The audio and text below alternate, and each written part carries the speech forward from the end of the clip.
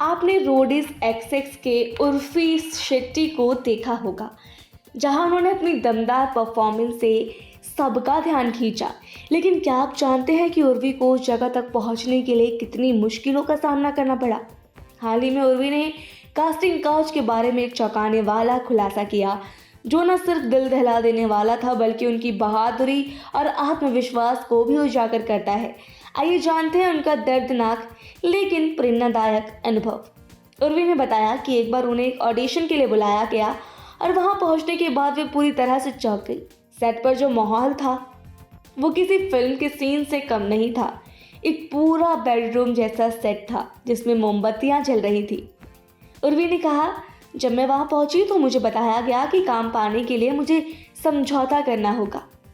ये सुनकर उर्वी बिल्कुल शॉक हो गई, क्योंकि उन्होंने कभी नहीं सोचा था कि उन्हें इस तरह के हालातों का सामना करना पड़ेगा। लेकिन उर्वी ने हार नहीं मानी। उन्होंने तुरंत अपना रास्ता बदलते हुए उस व्यक्ति से कहा कि वह सिर्फ साफ और सुथरे काम से ही दिलचस्पी रखती हैं। इस पर उस व्यक्ति ने जवाब दिया कि बिना समझौता किए वह काम नहीं दे सकते। उर्वी ने महसूस किया कि वह एक खतरनाक जगह पर है और तुरंत वहां से निकलने का फैसला किया। लेकिन कहानी यहीं खत्म नहीं होती। जब उर्वी भागने लगी तो उन्होंने देखा कि एक कार उनका पीछा कर रही थी और कुछ ही देर बाद एक आदमी गाड़ी से बाहर निकला और उन्हें जबरदस्ती अपनी गाड़ी में खींचने की कोशिश करने लगा। ये सोचकर ही रोंगटे खड़े हो जाते हैं। लेकिन उर्वी ने डर को अपने ऊपर कभी हावी ही नहीं होने दिया। उन्होंने पूरी ताकत के साथ उस आदमी से मुकाबला किया और किसी तरह अपनी जान बचाई।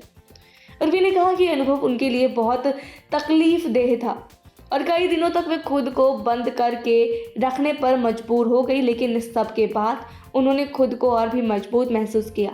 यह अनुभव मेरे लिए बहुत कठिन था, लेकिन इसने मुझे कमज़ोर नहीं किया बल्कि मुझे और ज़्यादा मजबूत बना दिया।